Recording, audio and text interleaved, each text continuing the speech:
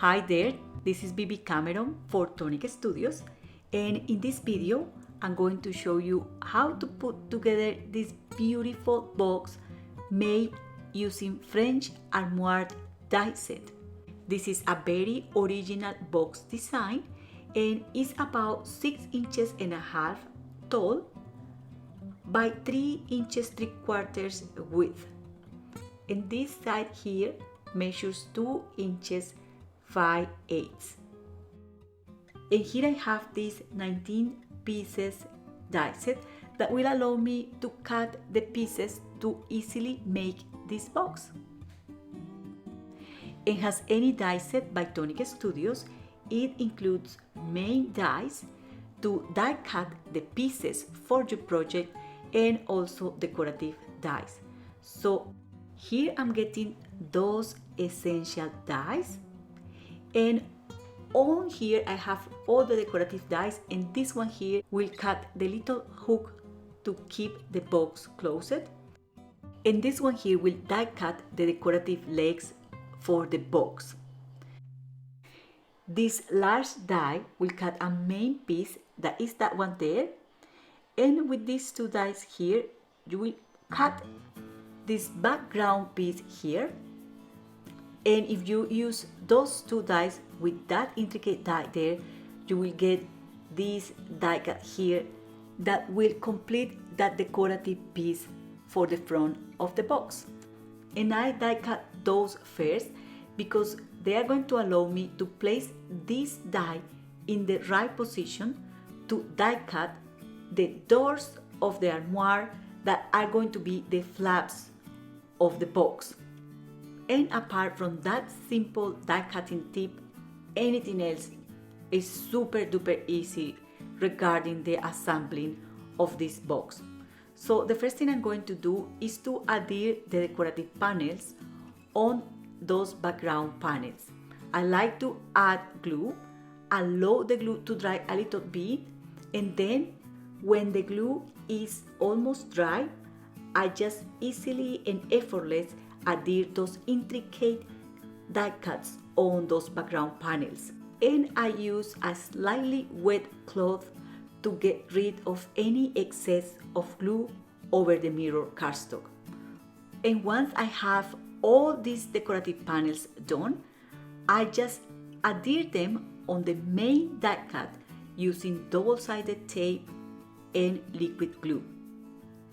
You will be able to easily identify where each of these decorative panels should go on those main pieces because of the shapes of the die cuts. This is die cutting precision. There is nothing to be worried about. All the pieces are going to fit in the right place easily and effortless. So once I have all the panels adhere to those large pieces, all I have to do is to assemble the box. What I'm going to do is to add here on this flap super strong double-sided adhesive tape, and then I'm going to do exactly the same on this piece here. Remember that we use the same die to die cut those pieces, so those pieces are exactly the same, but they are decorated in a different way. One is going to be the back of the box, and the other one is going to be the front of the box. We will find some scoring lines created by the die, and all we have to do is to fold the paper like I'm doing there, just with our hands. We don't need a scoring tool to burnish the paper on those edges there. So I just keep folding over the scoring lines. These only have 2 scoring lines, so that I have one part of the box, and then I have to do exactly the same with the other piece, folding over those scoring lines, just making a little bit of pressure on the paper, but not too much pressure, and you got those 2 main pieces to put the box together. What we are going to do here is to remove this protective plastic from the double-sided adhesive, and I'm going to make sure that this is perfectly aligned at the top and at the bottom, Then I'm just going to put this together. You can adhere the top and the bottom of the box before doing this, but I want to do it after, so that's totally optional. What I'm going to do here before adhering the top and the bottom part of the box is to pierce a couple of holes here on these little doors, and I'm going to use brads to adhere that little hook that will keep the box closed.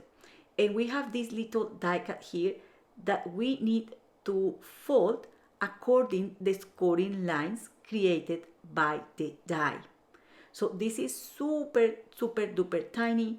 I'm just folding over those scoring lines, and then I'm going to align the little hole in that die cut with that hole I just pierced on the door of the box, and I'm going to use a brad to affix that piece just like that, and I'm going to use another brad to affix this other die cut there.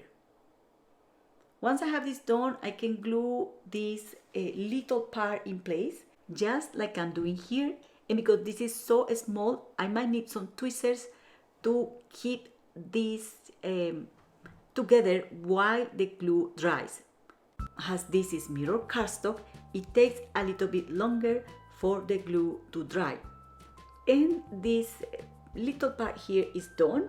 So now I'm going to show you how I adhere the top and the bottom parts of this box.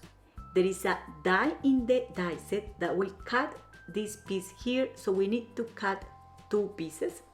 We are going to fold the paper and we are going to adhere double-sided tape on those flaps. And because this double-sided tape is so super strong, I have to be super careful in sticking this in the right place. Because at this stage I don't want to make a mistake, because I will spoil all the work I have done. So we are going to be very patient, and we are going to adhere one side or one flap first, and we are going to remove that protective plastic from the adhesive from one flap at a time. So if you see there, I still have two flaps that haven't been adhered to the box. And what I'm going to do is to remove somehow the backing of that double-sided tape to be able to adhere that piece completely in place. This is a little bit tricky. You can use glue if you want, because with glue might be a lot easier depending the cardstock quality you are using. And then I'm going to do the same to adhere this bottom part here.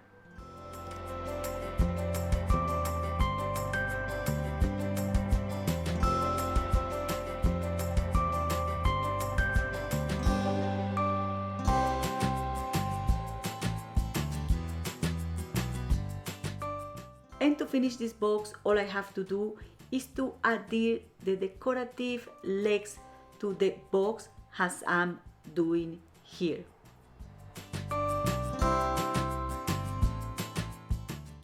So there you go, the box is finished, and remember that you can use many different cardstock colors to create this.